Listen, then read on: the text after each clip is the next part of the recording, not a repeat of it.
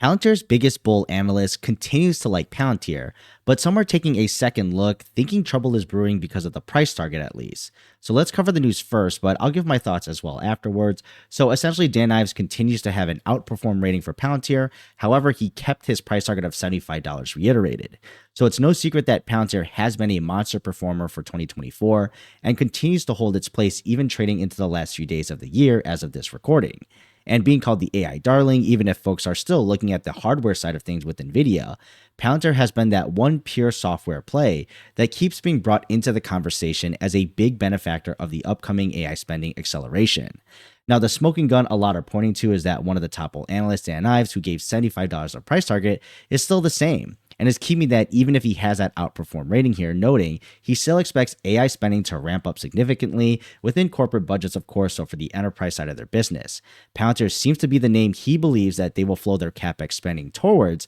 to actually operationalize and use their data in a secure way alongside LLMs, and that's considering them the messy of AI still. Now, expanding use cases, which we see all the time from Palantir with something new, and even with their quick shout out for devs essentially being the boots on the ground getting access to the hands-on building with the products, we know this expansion of the ecosystem will have rapidly risen in demand in Ives' words across the whole landscape, especially on the enterprise side of things as noted. So at least in comparison today of $75, that can be seen technically as bearish in the near term for those who want to take it that way, considering he is one of Palantir's biggest bulls. But just as we like to listen to analysts though, do your own due diligence and evaluate the business as you see fit for your own investing and not investing advice, of course. Now, my thoughts on the matter is that this is the status quo, honestly, and we'll probably see more of this. For a name like Palantir that has run up ahead of its fundamentals on paper, we all know out in the open that their ratios are obviously pricing in a lot of growth coming and execution, and plenty of other analysts have pointed this out in their price target increases, with UBS specifically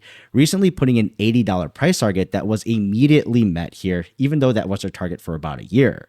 They point out that the rich valuation means that there's just a lot to be overcome, at least when it comes to justifying an entrance price for the number here and making it a worthwhile investment. But also remember, analysts typically project out for the short term and give their opinions, and no one knows for sure what will happen in the short term, especially doubly. Now, the qualitative aspects and research we've seen from these analysts are still very bullish and point to customers that love the use cases coming up, even if there is that vendor lock-in here and premium pricing. But obviously, a lot are seeing that being worthwhile even with these two critiques. So personally, Palantir will be that name that can always be argued for being overvalued since the qualitative narrative has taken hold, unless we see a massive change here in sentiment sometime soon. But even with the incoming global conflicts, or at least pressures from it, Palantir looks to be a winner here and named favorite on the US government and US commercial side of things at least, so we'll know how things play out over time. But let me know your thoughts below, and I'll see you in the next video.